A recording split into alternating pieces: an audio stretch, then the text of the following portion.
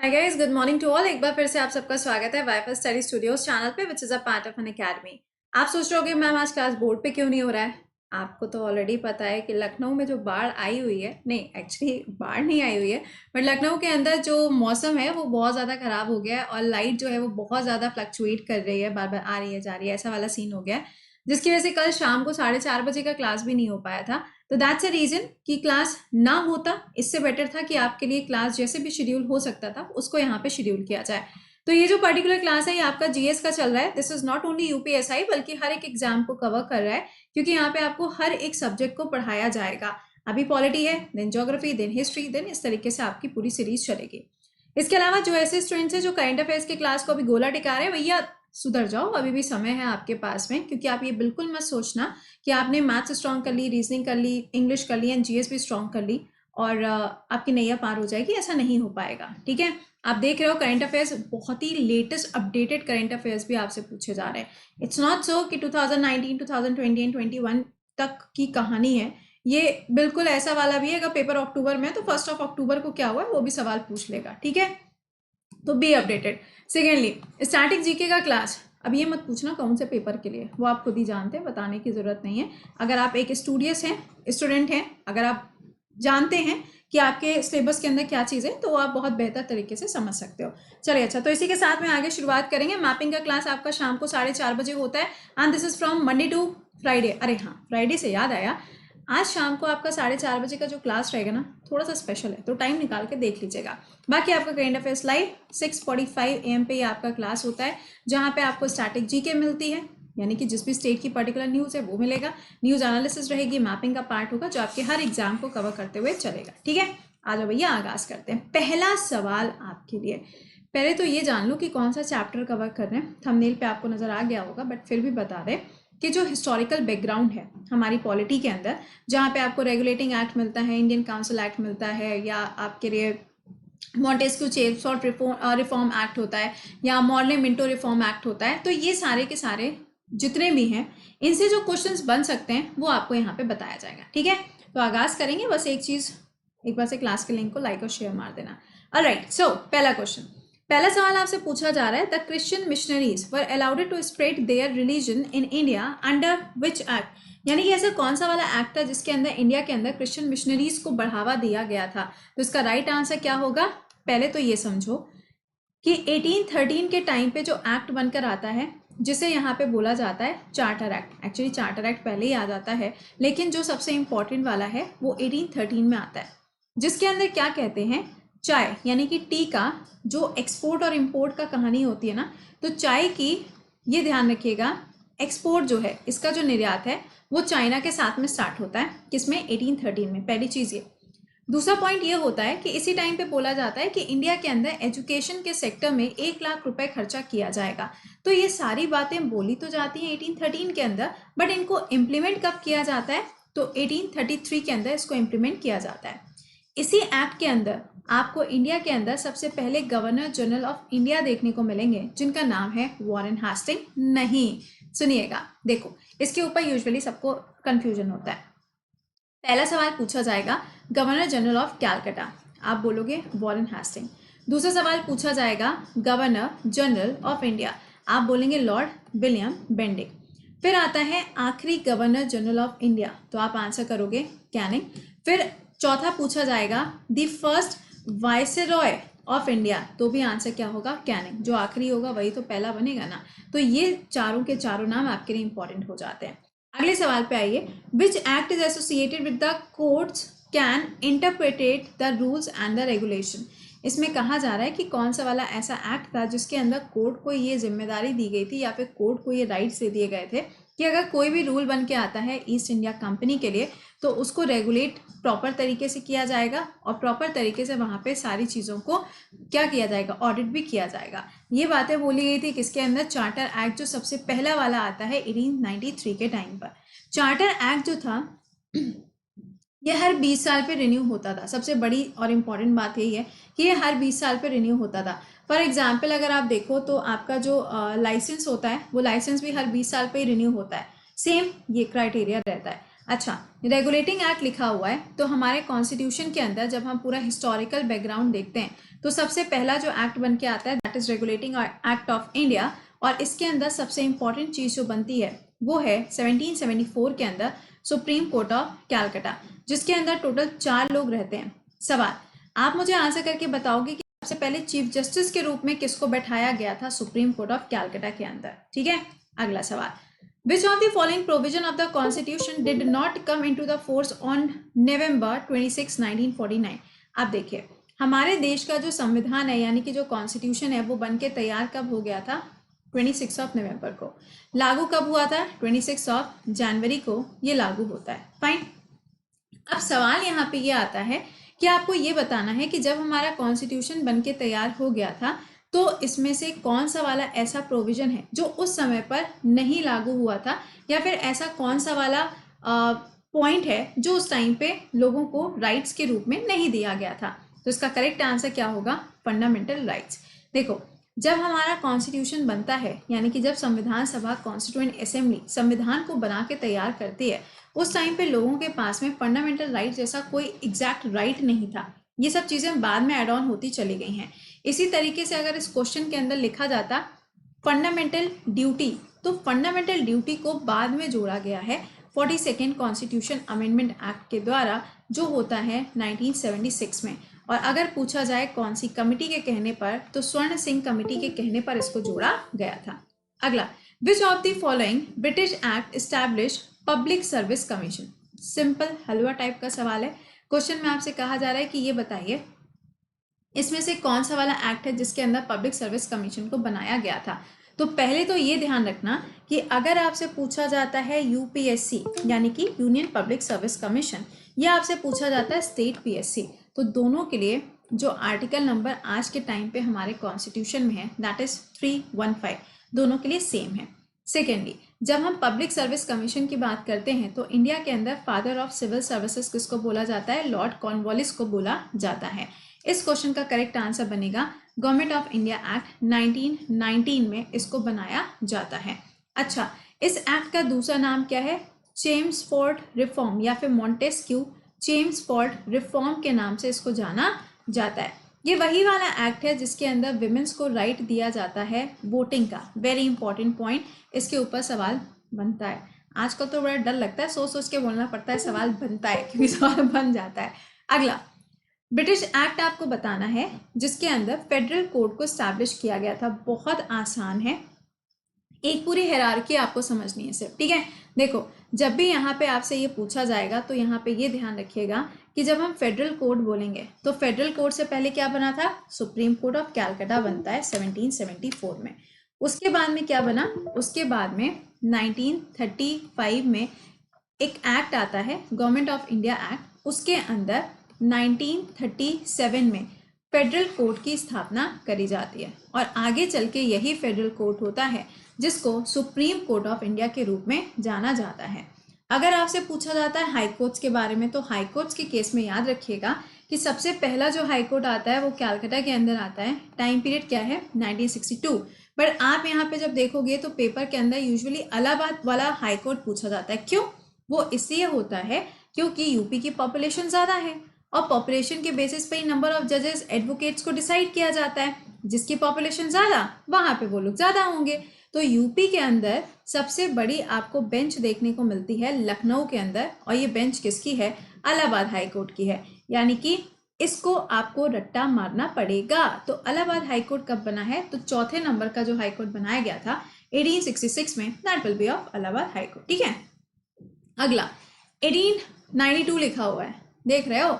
अच्छा, ये क्यों इंपॉर्टेंट है? देखिए, सबसे लंबे समय तक जो एक्ट इंडिया के अंदर काम किया है वो यही वाला था, और इसी के अंदर बजट के ऊपर सवाल पूछने का अधिकार भी दिया गया था भारतीयों को। नेक्स्ट देखो लिखा हुआ है 1861। इसकी अगर हम बात करें तो इस टाइम पर इंडिया के अंदर पार्लियामेंट्री सिस्टम की एंट्री हो चुकी होती है, बजट इंट्रोड्यूस हो चुका होता है, लेकिन उस टाइम पे इंडियंस को राइट नहीं होता। ये राइट इनको बाद में मिलता है। नेक्स्ट 1857 में विद्रोह होने के बाद में, रिवोल्ट होने के बाद में जो एक्ट आता है उसका नाम होता है गवर्नमेंट ऑफ इंडिया एक्ट, और ये 1858 में आता है। लेकिन इसका एक दूसरा नाम भी होता है और वो क्या है? Crowns rule. किस नाम से जानते हैं इसको? क्राउन्स रूल के नाम से भी जानते हैं। अगला सवाल, which of the following British act introduce provincial autonomy, यानी कि जो प्रोविंसेस थी जिसको आज के टाइम में हम स्टेट के नाम से जानते हैं, उनको पूरी तरीके से अधिकार कब दे दिया गया था? तो 1935 के एक्ट में दिया गया था।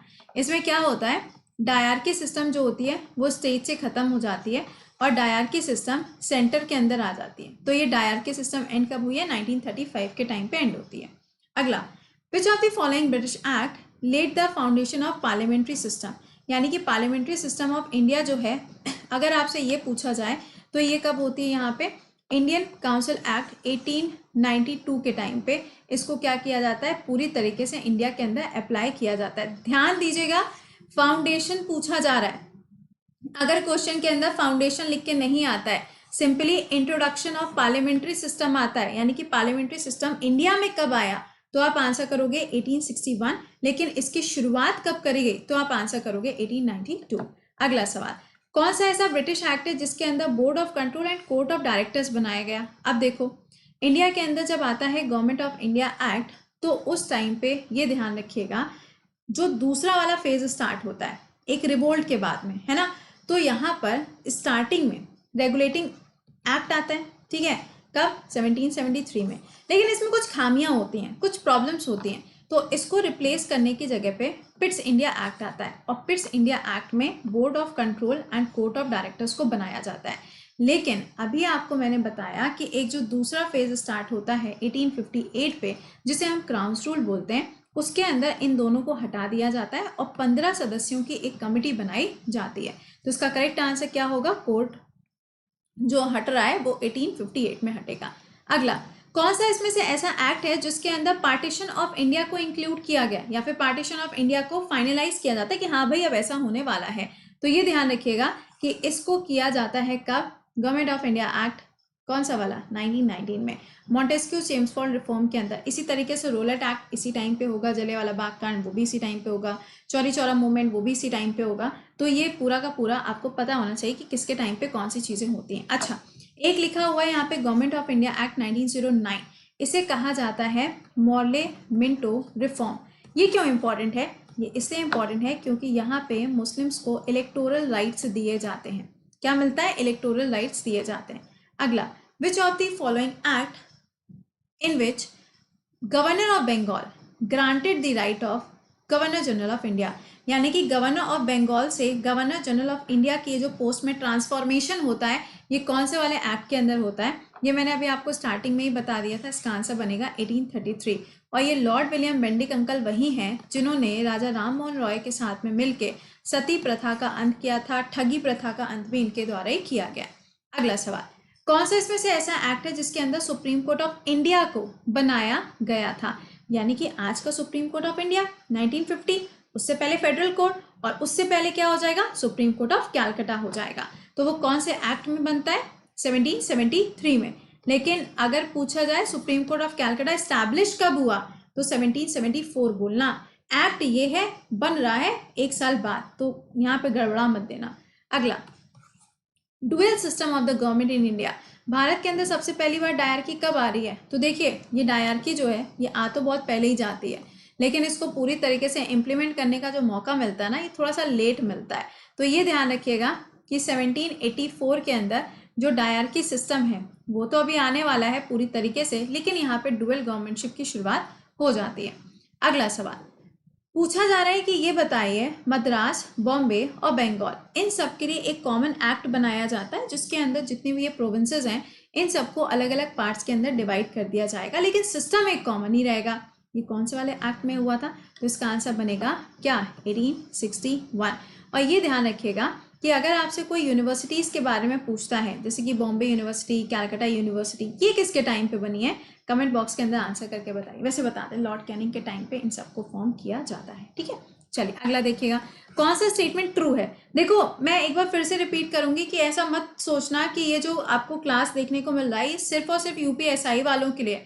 It's not so. ऐसा थोड़ी ना होता है कि लक्ष्मीकांत की किताब है वो सिर्फ यूपीएसआई वाले पढ़ेंगे, एमपी वालों के लिए कोई दूसरी किताब आएगी, या एसएससी जेडी वालों के लिए कोई तीसरी किताब आएगी, या स्टेट पीएससी वालों के लिए चौथी और यूपीएससी वालों के लिए 5वीं, ऐसा कुछ भी नहीं है। Only the question level, question का जो लेवल होता है सिर्फ वो चेंज होता है, किताबें वही होती हैं, ठीक है। अगला सुनिएगा, एक्ट फॉर गुड गवर्नेंस, ये पास किया जाता है 1858 के टाइम पे, हो सकता है। लॉर्ड डलहौजी जो थे वो सबसे पहले वायसरॉय बने थे भारत के, कई सन बात करते हैं। अभी पहला बताया था, पहला वायसरॉय कौन था, लॉर्ड कैनिंग थे, ठीक है। तो ऑब्वियसली बात है ऑप्शन नंबर 1 ही करेक्ट होगा। अगला सवाल, इंडियन काउंसिल एक्ट के बारे में 1861 में जो बातें कही गई हैं उसमें से कौन सा वाला करेक्ट है। तो डिसेंट्रलाइजेशन हुआ, लेजिस्लेटिव काउंसिल बनी पंजाब के अंदर, रिजेक्शन ऑफ पोर्टफोलियो सिस्टम हो सकता है, started associating Indians with the law making process, इसमें से कौन सा वाला करेक्ट है जो कि 1861 में लिखा हुआ है। तो इसका करेक्ट आंसर बनेगा 1, 2 एंड 4। ऐसा कुछ नहीं हुआ था, ठीक है, ऐसा कुछ नहीं हुआ था। तो यहाँ पे रिजेक्शन नहीं हुआ था, बल्कि पोर्टफोलियो सिस्टम को और भी ज्यादा स्ट्रॉन्ग बनाया गया था। नेक्स्ट पे आओ, which of the following has a power to regulate the right of citizenship. अब देखो यहाँ पे नागरिकता के ऊपर सवाल शुरू हो जाएंगे। सिटीजनशिप की अगर बात करी जाए तो यहाँ पे नागरिकता के लिए आप जानते हैं कि सबसे जो सुप्रीम बॉडी होती है वो कौन है, पार्लियामेंट है। अभी आपने देखा जब सिटीजनशिप अमेंडमेंट एक्ट आया था 2019 वाला, उसके बाद में कितना ज़्यादा प्रोटेस्ट हुआ, कितना ज़्यादा विवाद हुआ, और उसके बाद में कौन आ गया, कॉम्प्लान गर्ल। समझ गए कौन, जरा बताना तो एक बार कमेंट बॉक्स में किसकी बात हो रही है। तो यहाँ पर ये ध्यान रखिएगा कि जब नागरिकता के लिए कोई भी प्रोविजन होता है, कोई भी अगर कानून बनाना होता है, तो उसका जो राइट है वो पार्लियामेंट के पास में होता है। सिटीजनशिप जो है हमारे संविधान के अंदर 3 सूचियां बनी हुई हैं, एक तो संघ सूची, एक राज्य सूची और एक समवर्ती सूची, ठीक है, यूनियन स्टेट एंड कंकरेंट। तो ये जो सिटीजनशिप है ये यूनियन स्टेट के अंदर, सॉरी यूनियन लिस्ट के अंदर ये कंसिस्ट किया जाता है, इस लिस्ट के अंदर ये आता है, ठीक है। ओके, अब अगर सपोज करो आपसे सवाल को टफ किया जाएगा तो पूछा जाएगा नागरिकता का ये जो एक्ट बना था, ये एक्ट पहली बार कब बना था, तो 1955 में इसको पहली बार बनाया गया था। अब तक ये टोटल 5 बार बदला जा चुका है। अगला सवाल, in which part of the constitution details of the citizenship are mention, कौन से पार्ट में दिए गए। ये सवाल तो स्टेट पीएससी ने पूछ लिया था। इसका आंसर क्या होगा, पार्ट नंबर 2। पार्ट नंबर 1 क्या है, union and it's territory. Part number 2 क्या है, नागरिकता। पार्ट नंबर 3 क्या है, फंडामेंटल राइट। पार्ट नंबर 4 क्या है, DPSP will be the right answer, ठीक है। अगला देखो, what is the minimum stay essential before a person can apply for the Indian citizenship. आपसे कहा जा रहा है कि अगर कोई भी एक ऐसा पर्सन है जो कि भारत की नागरिकता चाहता है तो उसको कम से कम कितने समय तक भारत के अंदर रहना पड़ेगा, यानी कि उसे हम नेचुरलाइजेशन प्रोसेस के नाम से जानते हैं। अब देखो एक्चुअल में अगर आप देखोगे तो यहाँ पे आपको कितना मिलेगा, टोटल 7, राइट। लेकिन यहाँ पे ये ध्यान रखिएगा कि अभी प्रेजेंट सिस्टम के हिसाब से इसको 11 कर दिया गया है, ठीक है। तो ये आपको पता होना चाहिए। अगला, which of the following article deals with the citizenship at the time of the commencement of the constitution. Question में कहा जा रहा है कि अगर हम नागरिकता की बात करते हैं तो कौन से आर्टिकल के अंदर, तो अगर आपको नागरिकता चाहिए तो आपको आर्टिकल नंबर 5 का इस्तेमाल करना पड़ेगा। अगर कोई भी लॉ चेंज होना है नागरिकता के अंदर तो ये पार्लियामेंट कर सकती है, और पार्लियामेंट आर्टिकल नंबर 11 का इस्तेमाल करते हुए ये काम कर पाएगी, ठीक है। अगला, इसमें से कौन सा ऐसा आर्टिकल है जो यहाँ पर आपको राइट प्रोवाइड करता है कि क्या, right to citizenship certain person of Indian origin.